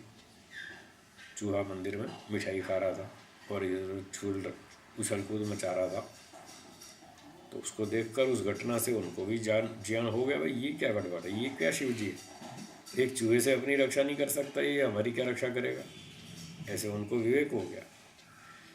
महात्मा बुद्ध ने भी एक वृद्ध व्यक्ति को देखा, ऐसे कमर झुकी हुई बूढ़ा व्यक्ति देखा। फिर अगली बार एक शव यात्रा देखी, उस घटना से उसको विवेक हो गया। ऐसे ऐसे बहुत जगह पर लोगों को होता रहता है। तो अनेक घटनाएं हो सकती हैं, उनके प्रभाव से व्यक्ति को तत्वज्ञान हो जाता है। ऐसी ही एक और घटना के बारे में अगला सूत्र कहता है।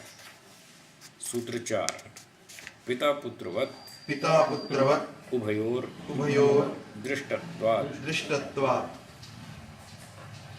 भाष्यम पितुः मृत्यु पितुः मृत्युः पुत्रस्य जन्म च पुत्रस्य जन्म च यथा भवति यथा भवति तथा तथा मम अपि मम अपि जन्म मृत्युभ्यां जन्म मृत्युभ्यां भवितव्यं। भवितव्यं।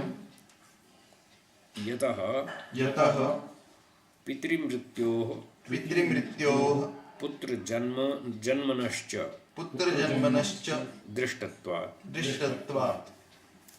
अब एक कल्पना से उदाहरण बना लेते हैं हम। मान लीजिए एक व्यक्ति की उम्र 40 वर्ष है, 35-40 साल है, उसके पिताजी की उम्र 75 साल है, और उसको एक बेटा उत्पन्न हुआ अभी कुछ दिन पहले, 2 महीना 6 महीना साल 2 साल पहले। तो 2 घटनाएं हुई उसके जीवन में। एक तो पुत्र का जन्म देखा उसने, दूसरा उसके पिताजी की उम्र 75 साल है, उनकी मृत्यु हो गई, वृद्धावस्था आ गई, शरीर छूट गया, मृत्यु हो गई। तो वो 2 घटनाएं देखता है, पिताजी की मृत्यु देखता है और अपने पुत्र का जन्म देखता है। इस प्रकार से ये 2 घटनाएं देखने से वो उस बात को अपने ऊपर लागू करता है, इसी घटनाओं को अपने ऊपर लागू करता है। पिता की मृत्यु को और पुत्र के जन्म को, जैसे ये दोनों जन्म हुए और मृत्यु हुई, तो वो सोचता है तथा मम अपि जन्म मृत्युभ्याम भवितव्य, ऐसे ही मेरा भी किसी दिन जन्म हुआ ही होगा। जैसे इस बच्चे का जन्म हुआ ऐसे मेरा भी हुआ होगा। अब बच्चे को देखता है, ये तो बहुत छोटा बच्चा है, इसके तो कुछ खाना पीना भी नहीं आता, इसको चलना नहीं, बैठना नहीं, उठना नहीं, कुछ भी नहीं आता, अपना कुछ भी काम नहीं कर पाता, सब इसकी माँ ही उसके सारे काम करती है। तो बड़ा अपाहिज जैसा लगता है, बहुत छोटा सा लगता है, ये कुछ काम नहीं कर सकता। क्या मैं भी कभी ऐसा था? वो अपने ऊपर लागू करता है, तो उसको बड़ा झटका लगता है, अच्छा मैं भी ऐसा था, कभी कुछ भी नहीं आता था मुझे, ये तो स्थिति अच्छी नहीं है, बहुत ख़राब है। इससे उसको झटका लगता है, थोड़ा ज्ञान उद्बुद्ध होता है। फिर वो देखता है कि मम अपि मृत्यु, मेरी भी मृत्यु होगी, जैसे पिताजी की मृत्यु हो गई, एक दिन मुझे भी मरना पड़ेगा। 10-20 साल 25-30 साल में मेरी भी उम्र इतनी हो जाएगी, पिताजी चले गए, शरीर छोड़ गए, मुझे भी छोड़ना पड़ेगा, मुझे भी मरना पड़ेगा। वो पिताजी की मृत्यु वाली घटना को अपने ऊपर लागू करता है।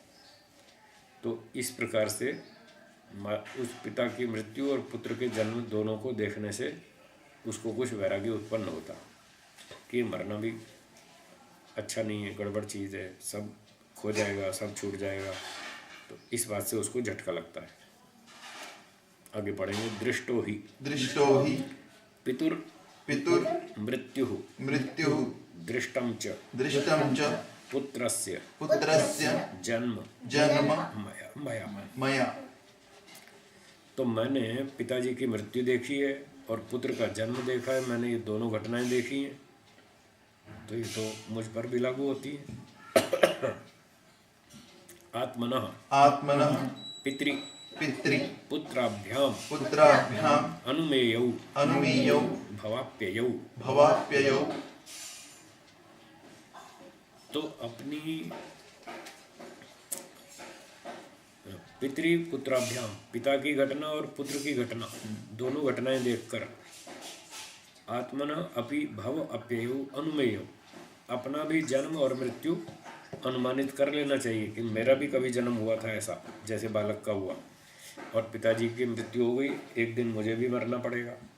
इस तरह से अपना भी जन्म मरण उसको अनुमानित करना चाहिए।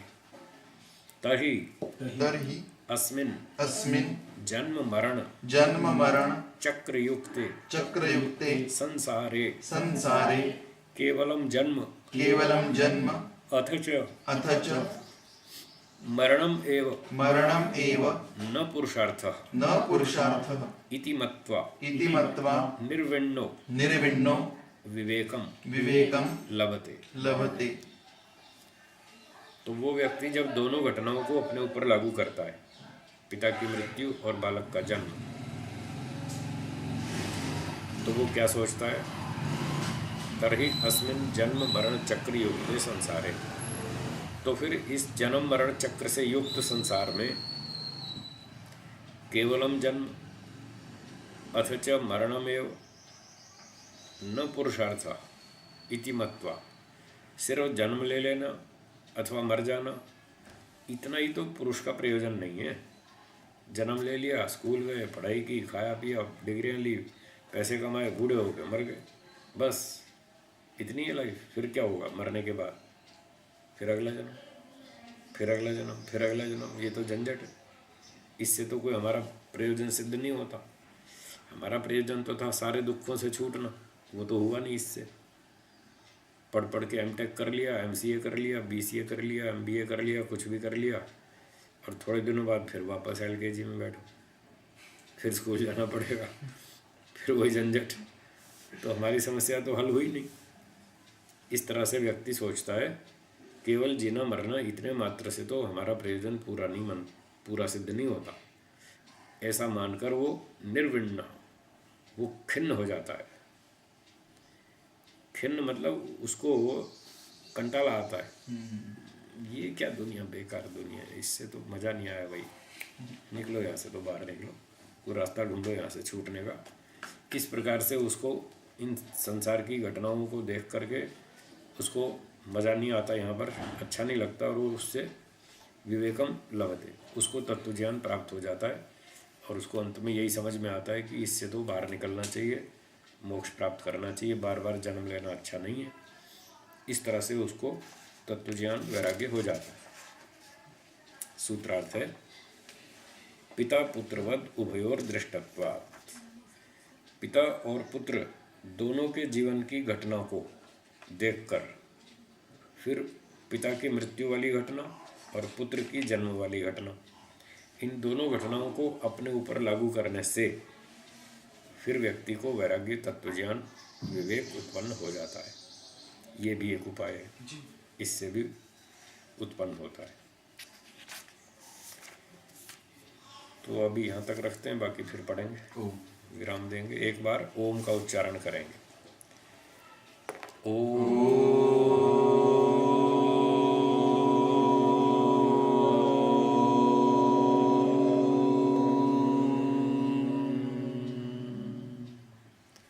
सर्वेभ्यो नमः। सर्वेभ्यो नमः। सबको सादर नमस्ते जी। सबको सादर नमस्ते जी। आपस में भी नमस्ते कर लेंगे। धन्यवाद।